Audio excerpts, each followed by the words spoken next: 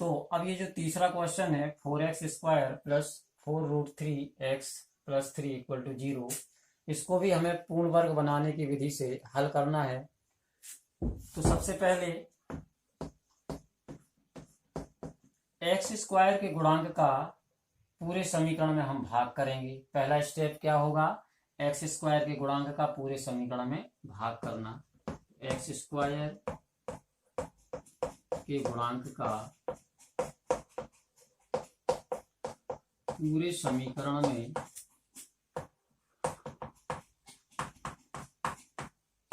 भाग करने पर,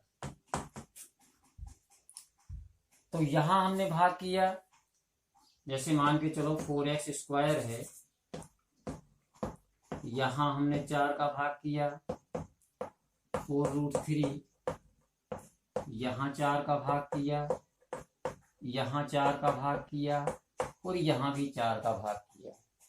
तो यहां से 4 और 4 कैंसिल हो जाएंगे, क्या बचेगा x²। यहां से 4 और 4 कैंसिल हो जाएंगे, तो यहां से क्या बचेगा √3x, और यहां से कोई भी संख्या कैंसिल नहीं हो रही है, इसलिए 3/4 रहेगा। अब 0 के अपॉन में 4 है, तो ये पूरी संख्या क्या हो जाएगी 0। तो ये जरूरी नहीं है कि ये वाला स्टेप हम लिखें, लेकिन हमने ऐसा थोड़ा समझाने के लिए कर दिया। तो हमें इस तरीके से समीकरण प्राप्त हुआ। अब इसके बाद हम क्या करेंगे, ये जो ये वाली संख्या है इसको हम पक्षांतरित कर देंगे, तो कितना हो जाएगा -3/√4। इसके बाद हमें क्या करना है, x का जो गुणांक है उसका आधा करना है, फिर उसका वर्ग करना है, और जितना भी आता है उसको दोनों पक्षों में जोड़ना है। तो x के गुणांक के आधे का वर्ग, x के गुणांक के आधे का वर्ग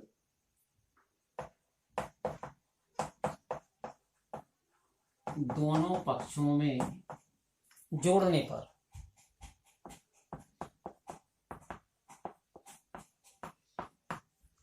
अब x का गुणांक क्या है √3, √3 का आधा कितना होगा √3/2। तो अब x का आधा कितना, x का जो गुणांक है √3 उसका आधा कितना हुआ x/2।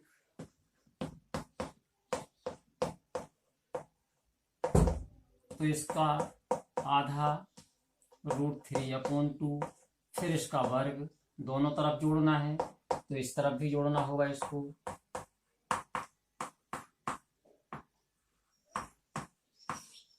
इस तरीके से हमने x के गुणांक को आधा करके फिर उसका वर्ग करके दोनों पक्षों में जोड़ दिया। अब एक समस्या और रहेगी यहाँ पर, क्योंकि हमें सर्वसमीका बनाना है यहाँ पर a² + 2ab, तो यहाँ 2ab की जरूरत है, तो x² तो ये है, यहाँ हमें 2 की जरूरत है। तो यदि हमने यहाँ पर सर्वसमीका बनाने के लिए 2 का गुणा किया है, तो नीचे भी हमें कितने का गुणा करना पड़ेगा 2 का गुणा करना पड़ेगा। इससे संख्या का मान भी परिवर्तित नहीं होगा और हमें जिस सर्वसमीका की आवश्यकता है वो सर्वसमीका भी बन जाएगी।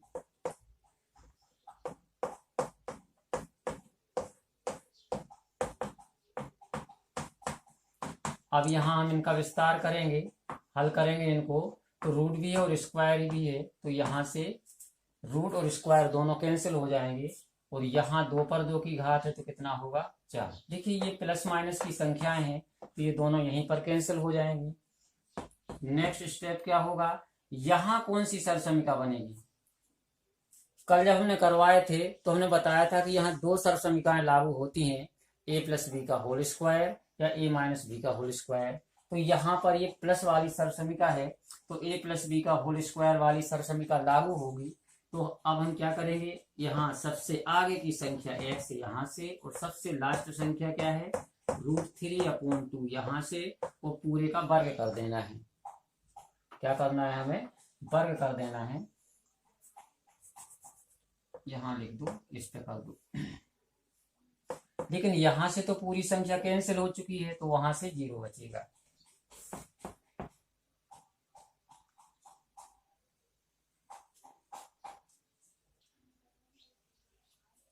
अब इसके बाद देखिए यहाँ स्क्वायर है, इस स्क्वायर को हटाने के लिए यदि हम दोनों पक्षों पर वर्ग करेंगे तो यहाँ पर क्या हो जाएगा,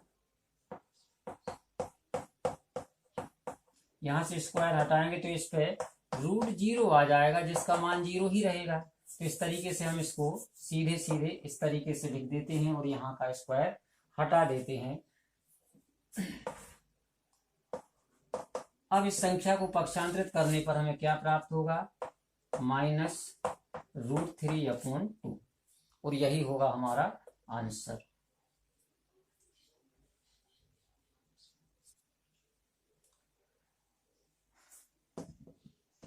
अगला क्वेश्चन है 2x² + x - 4 = 0। इसमें भी वही प्रक्रिया करेंगे, x² के गुणांक का पूरे समीकरण में भाग देंगे। x² के गुणांक का पूरे समीकरण में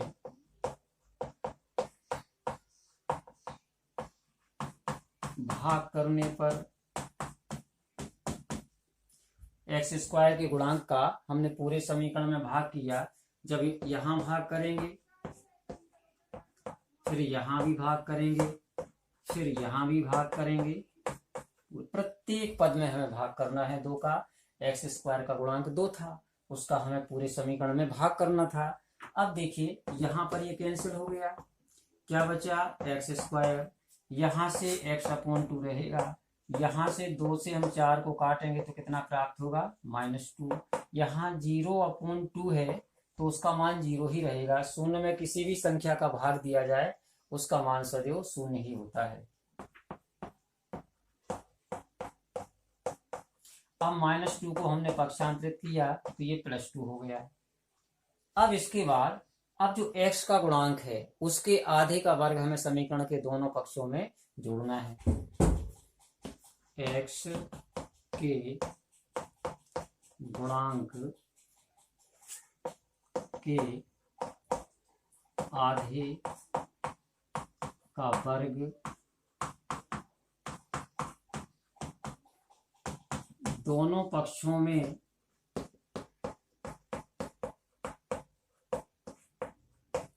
जोड़ने पर, तो अब देखिए यहाँ x का गुणांक क्या है, x का गुणांक x/2 है तो x का गुणांक होगा 1/2। अब 1/2 का आधा कितना होगा, इसमें हम 1/2 का और गुणा कर देते हैं। किसी भी चीज को आधा करने के लिए हम उसमें 1/2 1/2 का गुणा करते हैं, ठीक है।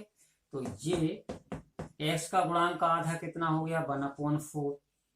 तो इसको हम इस समीकरण के दोनों पक्षों में जोड़ेंगे, यहां भी जोड़ेंगे और यहां भी जोड़ेंगे। तो ये क्या हो जाएगा, x² x/2 प्लस 1/4 का स्क्वायर, आधे का स्क्वायर करते हैं। फिर यहां से 2 है और यहां पर 1/4 का स्क्वायर। अब फिर देखिए, फिर हमें सर्वसमीकरण बनाना है तो यहाँ 2 का गुणा करेंगे तो नीचे भी, मतलब यदि हम अंश में 2 का गुणा करते हैं तो फिर हमें हर में भी गुणा करना पड़ेगा। ये हर सवाल में इस चीज का ध्यान रखना है। तो हमने यहाँ यदि अंश में 2 का गुणा किया तो नीचे भी 2 का गुणा करेंगे तो 4 प्राप्त होगा। यहाँ से 1/4 का होल स्क्वायर, यहाँ से 2। अब यहाँ देखिए 1 पे 2 की घात है, इसका मान 1 ही रहेगा। 4 पे 2 की घात है तो इसका मान 16 हो जाएगा।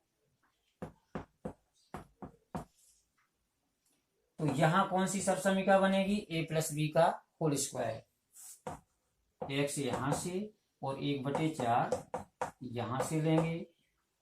यहाँ पर क्या होगा, देखिए 1/16 है, यहाँ इसके बटे में कुछ नहीं है तो 1 माना जाएगा, क्योंकि हर परिमेय संख्या का जो हर है, प्रत्येक परिमेय संख्या का जो हर है, यदि कोई संख्या नहीं है तो वहां 1 माना जाता है। तो 16 और 1 का एलसीएम 16 ही आएगा। इसका गुणा करेंगे तो 16 दूनी 32 और 1 का 1 में गुणा करेंगे तो 1 आएगा।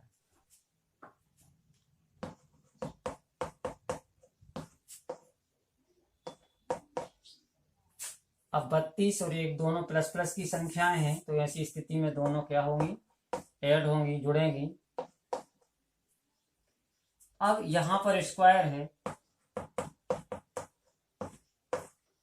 तो इस स्क्वायर को हम हटा दें तो इस पे क्या आ जाएगा, अंडर रूट आ जाएगा 16। अब 33 तो पूर्ण वर्ग संख्या नहीं है, इसकी कोई भी पूर्ण वर्ग संख्या में प्राप्त होनी नहीं है, तो इसको हम अंडर रूट 33 ही लिखेंगे। लेकिन 16 से हमें एक पूर्ण वर्ग संख्या प्राप्त हो जाती है, इसका वर्गमूल कितना होता है 4, मतलब 16 जो है वो एक पूर्ण वर्ग संख्या है, तो इसका अंडर रूट हम हटा देंगे और 16 का वर्गमूल कितना है 4 ये लिखेंगे। हमें पूर्णांक वाला वर्गमूल लिखना है, वर्गमूल तो इसका भी आ जाएगा, रूट 33 का भी वर्गमूल निकलेगा, लेकिन वो दशमलव में आएगा, लेकिन वो हमें नहीं चाहिए।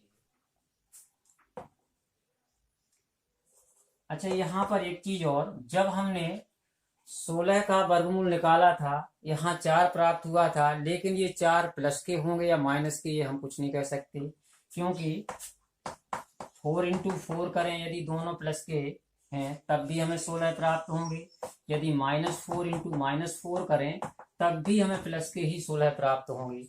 इसलिए 16 का वर्गमूल, अब देखिए -4 भी हो सकता है और +4 भी हो सकता है, दोनों में से कोई भी हो सकता है, तो यहाँ हम कौन सा चिन्ह लगाएंगे, प्लस माइनस दोनों। अब एक बार हम प्लस का चिन्ह लेंगे और एक बार माइनस का चिन्ह लेंगे।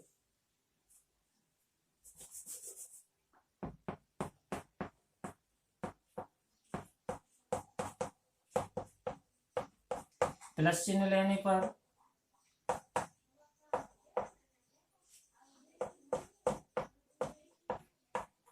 अब यहां से 1/4 जो है वो इस तरफ पक्षांतरित होगा, तो क्या हो जाएगा -1/4।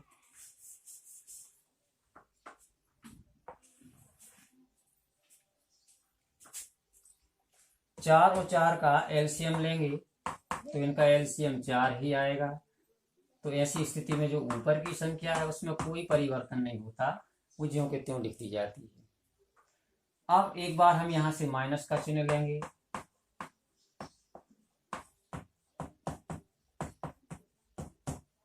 माइनस का चिन्ह लेंगे तो अब क्या हो जाएगा x + 1/4।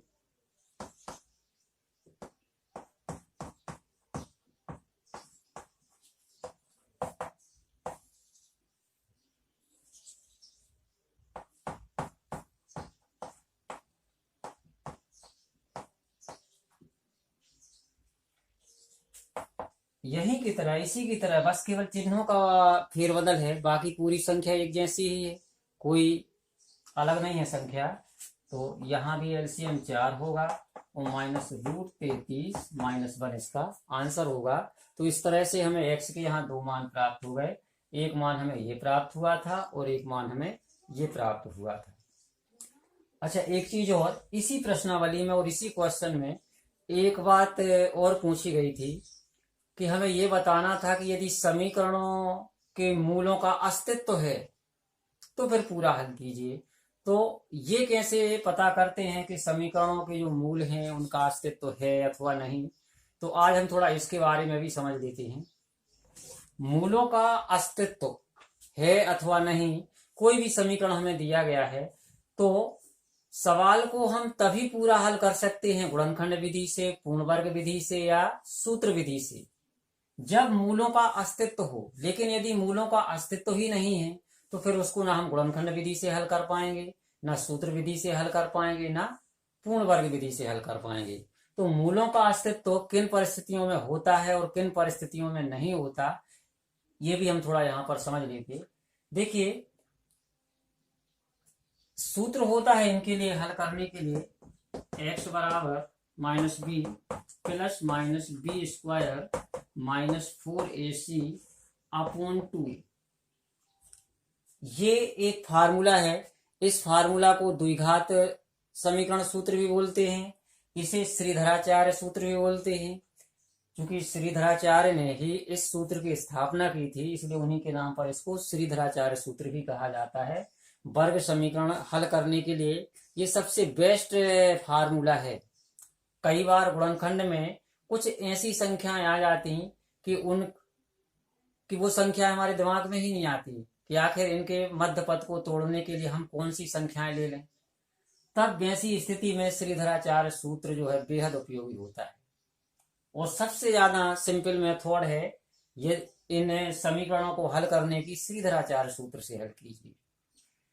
तो इस फार्मूले में जो यहाँ रूट के भीतर की संख्या है b² - 4ac, इसको हम बोलते हैं विविक्तीकर।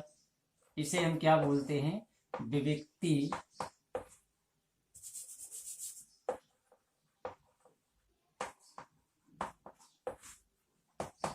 विविक्तीकर का मतलब होता है कोई चीज है उसको हमने विभाजित कर दिया, डिवाइड कर दिया, उसका एक छोटा टुकड़ा, वो विविक्तीकर है। तो इस पूरे फार्मूले में श्रीधराचार्य जो सूत्र है उस पूरे फार्मूले में से केवल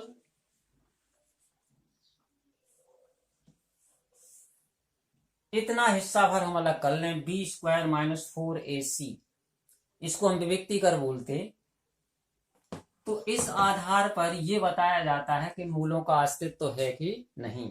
तो सबसे पहले तो हम यही जान लें, जैसे कोई समीकरण है कि मूलों का अस्तित्व है अथवा नहीं, तो अब इसके आधार पर 3 स्थितियां बनती हैं, और वो 3 स्थितियां कौन कौन सी हैं?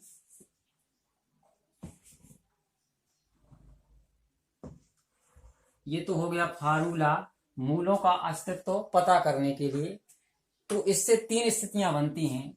पहली स्थिति, मान के चलो जो समीकरण हमें दिया गया है उसका मान हमने यहाँ पर रखे और उसको हल किया, और जो d का मान है, d बड़ा है 0 से। यदि d बड़ा है 0 से तो मूलों का अस्तित्व होगा। मूल कैसे होंगे? मूल वास्तविक होंगे। वास्तविक होंगे मतलब उनका अस्तित्व है, एवं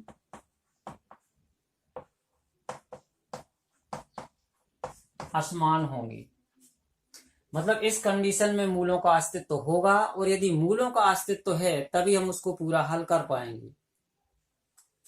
अब यदि ऐसा हो, दूसरी स्थिति ये हो सकती कि d = 0, मतलब इसको हल करने के बाद जो इसका आंसर आया वो 0 आ जाए, न 0 से बड़ी संख्या न 0 से छोटी संख्या, केवल 0 आ जाए इसका आंसर, तो मूल वास्तविक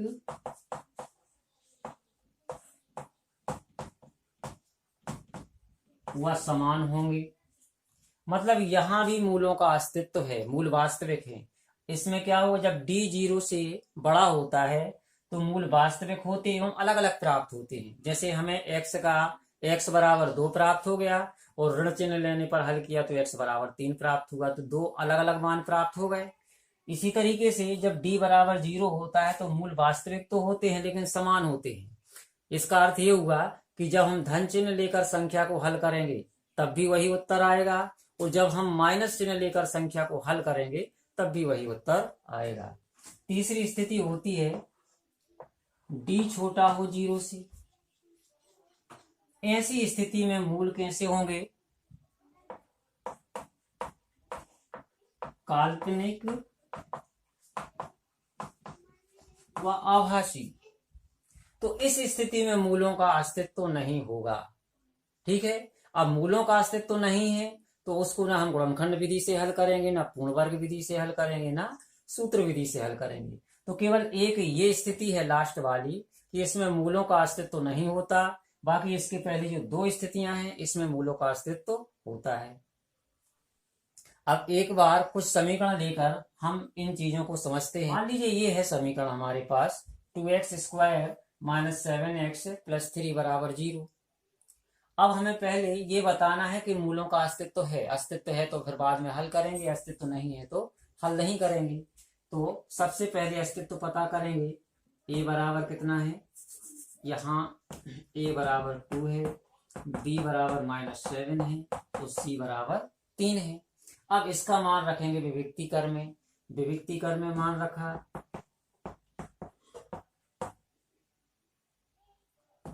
b बराबर कितना है? -7² 4, a बराबर कितना है? 2, और c बराबर कितना है? 3। तो अब 7 का जो वर्ग है उससे क्या प्राप्त होगा? 49, और यहां इन तीनों का गुणा करेंगे तो हमें 24 प्राप्त होगा। और जब 49 में से 24 घटाएंगे तो 25 प्राप्त होंगे। अब देखिए यहाँ जो 25 प्राप्त हुआ है, अब इसमें कौन सी स्थिति है इन तीनों में से? डी बड़ा है 0 से, या डी बराबर है 0 के, या डी छोटा है 0 से? डी बराबर जो आंसर आया है 25, ये प्लस की संख्या है और प्लस की संख्या हमेशा शून्य से बड़ी होती, तो पहली स्थिति लागू हुई। यहाँ पर जो डी है, डी का मान 25 है और ये धनात्मक संख्या है, तो निश्चित है कि डी बड़ा है 0 से। और जब डी 0 से बड़ा होता है तो मूल वास्तविक होते हैं एवं असमान होते हैं, मतलब इसका अस्तित्व तो होगा और इसको हम पूरा सॉल्व कर सकते हैं।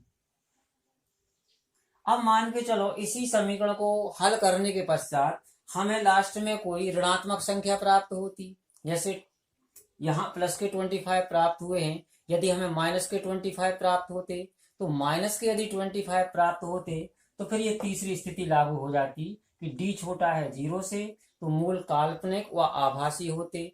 तो जब मूल काल्पनिक हैं तो इसका अर्थ ये है कि मूलों का अस्तित्व ही नहीं है।